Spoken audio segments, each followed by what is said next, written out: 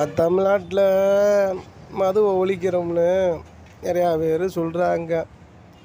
மதுவை ஒழிக்கிறோம்னா முதலமைச்சர் பார்த்து ஒழிச்சாத்தான் போச்சு. எங்கே முதலமைச்சர் ஒழிப்பாங்க? இந்த முதலமைச்சர் ஒழிச்சா அடுத்த முதலமைச்சர் வந்து திறந்துடுறாங்க. அடுத்த முதலமைச்சர் திறந்தால் அதுக்கு அடுத்த முதலமைச்சர் வந்து அடைச்சிப்படுறாங்க. இப்படி தான் நம்ம தமிழ்நாடு ஓடிக்கிட்டு இருக்கு. அதோட வருமானத்தில் தான் இன்றைக்கி நாடு கொஞ்சம் டெவலப்மெண்ட் போய்கிட்டு இருக்கு. ஆனால் அதுக்காக என்ன செய்ய சொல்கிறீங்க? யாருமே கேட்க மாட்டாங்க. நிப்பாட்டுங்கன்னா ஒயின் ஷாப்பை நிப்பாட்டக்கூடாது, மொத்தமாக அந்த குடோனவே நிப்பாட்டணும்.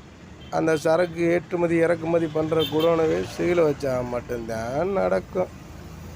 எங்கே எந்த முதலமைச்சர் வந்து சீல் வைப்பாங்க? யாருமே சீல் வைக்க மாட்டாங்க.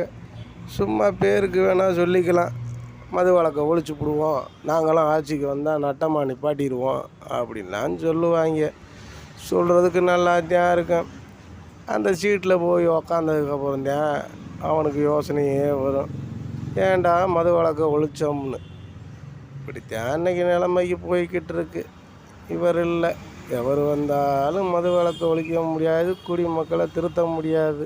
குடிக்கிறவன் குடிச்சுக்கிட்டுத்தான் இருப்பேன், சாகிறவன் செத்துக்கிட்டுத்தான் இருப்பேன். இன்றைக்கி சாவக்கேடான உலகமாக இருக்குது. என்ன செய்ய?